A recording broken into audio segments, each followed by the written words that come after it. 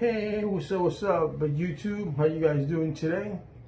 This beautiful Sunday day, or whenever it is that you guys got it. Don't forget, this is King Gio in the house, all right? King Gio with the merch. I just wanted to touch on a couple of things that are coming up on my channel during these upcoming weeks, and hopefully you guys, if you know someone who's going through the things that I'm going to talk about briefly, please let them know. So I'm just going to get to it. Today, I read an article where a 10-year-old girl committed suicide. Teenage girl, an adolescent, teenage girl. Not teenager, she's 10. You become teenager at 13, 14. How this 10-year-old committed suicide. I didn't say why. I know she left a note.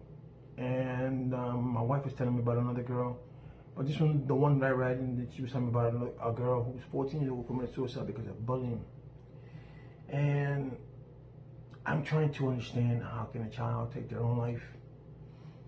You know, how can a child think that that's the only way out?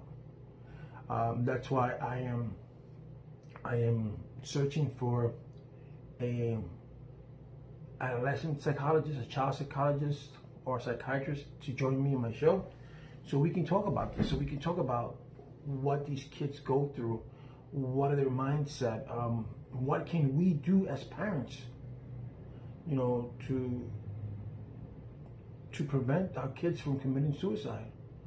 I mean, I know depression is a big part, but bullying, when it comes to bullying, I'm not going to give my opinion on that yet because I want to get an audience on it. So that's one of the things that one of the major things that I want to talk about is teenage suicide. I will talk about depression. It's something that we've been going through a lot with COVID, and we haven't talked about it yet. So I want to talk about depression too. And another aspect, I want to talk about fathers who are paying child support for kids that are not theirs. There's some laws in some states that you get, like in my case, I was married. My ex-wife cheated on me. She had a child, and when we were in Puerto Rico, you know my story. I'm HIV positive. She gave me HIV. So I said to myself, I don't want to expose any other woman with this. I don't want to expose another woman with this. So why don't we just try to get back together? I forgive what you did, and I know you said that's not my son. Of course, obviously not my son. He hasn't been with me in months. And we go to New York, and we just, I'll take care of it, and I help you, and we try to be a family. We had a daughter that I was raising our daughter, and so she said that the baby's father was not going to be in his life. So I figured, the kid baby has no fault in all this. So I said, let me give him, let me put him my last name, and let me give my name, and let me raise him. She said the baby's father was not going to be in the picture.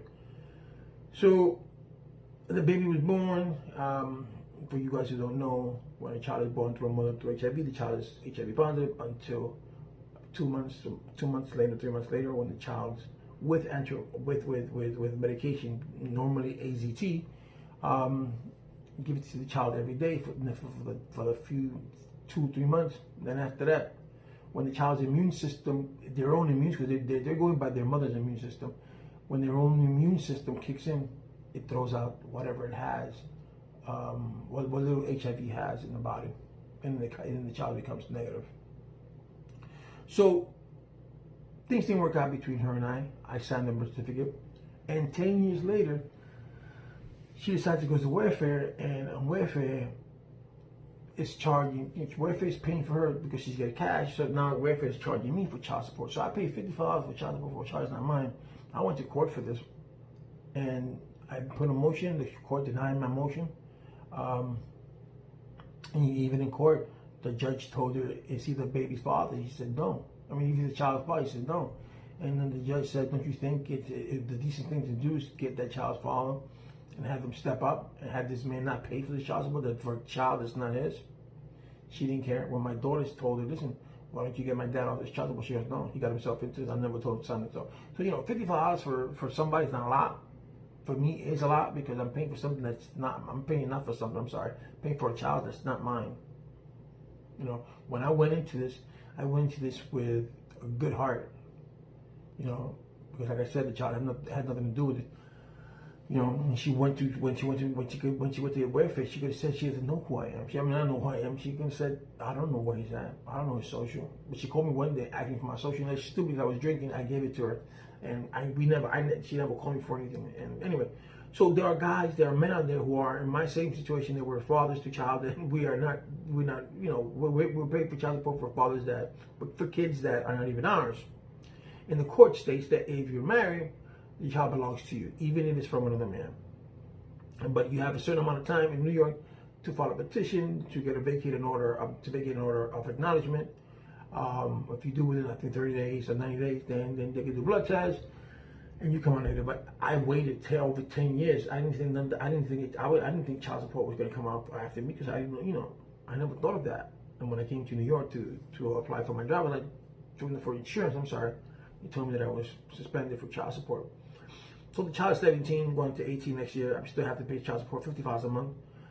So I want to tackle that. You know, father paying for child support for kids that's not theirs. And the Congress has done nothing. The local state laws has done nothing because they say, we're looking at the benefit of the child.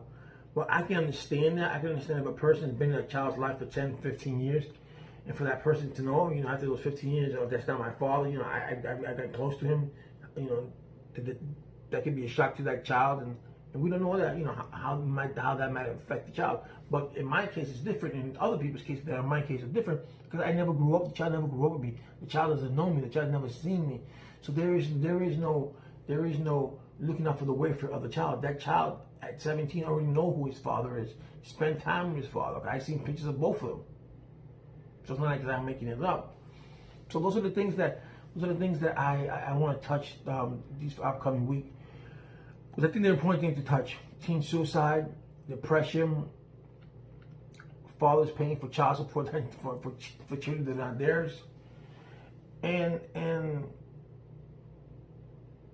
let's talk about also something about that. I just thought about something that Candace Owens said about black women and teen pregnancy and abortion. I don't like this lady. I don't like her views, to be honest with you. I mean, I can't say I don't like her because I don't know her. I don't like her views. She was an anti-Trump, and now she's pro-Trump. She's articulate, but all she does is by numbers. But I want to talk about what something that she said about teen pregnancy, about how black women are aborting, why black women, and she says why. She doesn't say why. She tells you statistically that black women are aborting, but she doesn't tell you why. And that's where I want to get to the root of it. I want to get to the root of why are teenagers aborting at such a young age? And not just black, whites, Hispanics, everyone. But she's targeting, she's saying blacks. So I want to touch that because, in order for you to understand the problem, you have to have been in the problem. A psychiatrist can tell you anything, can tell me anything about alcohol. But truth be told, he or she cannot tell me the reality of alcohol because they never walked in my shoes. They were never alcoholics. They just learned what they learned through books.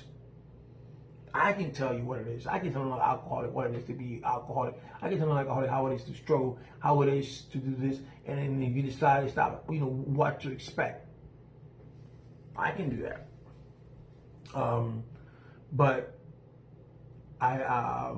But when she talks about these rhetorics, the black on black, and again, black on black crime. I mean, you have to think of that and say to yourself, if you live in a predominantly black neighborhood, that's what you're gonna have is black on black crime. It's common sense. Why would she say, why don't we talk about that? Yes, we should talk about that because our youth, whether they're black on black, white on white, it doesn't matter. They're killing each other for nothing. Chicago is an example. As the murder rate in Chicago has gone up.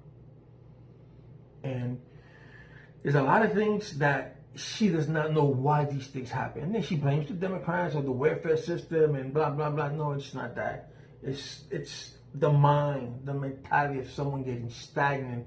There are people who just want to live off government funding, don't want to work. And if they work off the hook, they're afraid they're going to lose you know, the little paycheck that they're gonna get every 2 weeks or whatever. In New York, you get cash every 2 weeks. So I wanna touch on that, you know, because you have to come from the streets to know how a black girl or a black woman or a black or Puerto Rican or Hispanic, how they think. I can tell you that. Because I'm from the streets, you know. I'm born and raised, not born, but I was raised in the South Bronx, you know. I was born in Jacoby Hospital, for Pete's sakes, you know. But I want to get into, I want to get serious topics, and like I said, I want to get a psychiatrist, and I want to get an expert to explain to me how, as a teenager, doing suicide, how do teachers come to that point that they see the point of no return. So those are things that I want to touch, those are the things that I want to do. And also, like I said, I'll be doing Super Tuesday until November 3rd. So I want you guys to get on to Super Tuesday, put your voice out. I got the phone number. You call in, and we'll talk about an array of things. You know, kind of amazing how Donald Trump commuted his little buddy Roger Stone, and he didn't even spend a day in jail. He was about to go to jail. And these are the people that this guy lied to Congress. He was found guilty. But most of those people that went to jail under the Trump administration, they did so knowing that Donald Trump has that magic pen. It's called commute. I can commute you. So they knew they were going to see no jail time. If they were in jail, they might see a little bit of jail time, but there wasn't. So look at this Roger Stone right before we're going to go to prison. He commutes him. And that just tells you, I mean, the president has the power to commute anyone he wants to. But when you can meet someone from your own administration,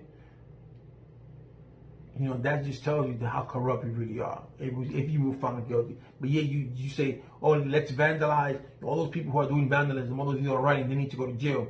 But this man who lied to Congress, this man who lied to Congress, he obstructed justice. And that's not the breaking the law, but because he's your buddy, you decide to commute him. But it is what it is, guys. So, guys, stay tuned. Let me know. I'm trying to get, like I said, if you know someone, a psychiatrist that can help me out, great. If not, I'm still looking. I'm looking at Dr. Mari to see if she can find me someone. But I'm still looking. So I want to bring you the facts, and I want people to see the channel, and I want people to, you know, who are suffering, who are going through what these kids are going through, so they can see in their own kids if there's a pattern, what to look for, what the parent should and should not do, stuff like that. Because I want to educate people. This is just not a channel to goof around. Yeah, yes it is. But no, I want people to learn, and I want to help. I want to help everybody that I can. All right. So people, peace out. God bless.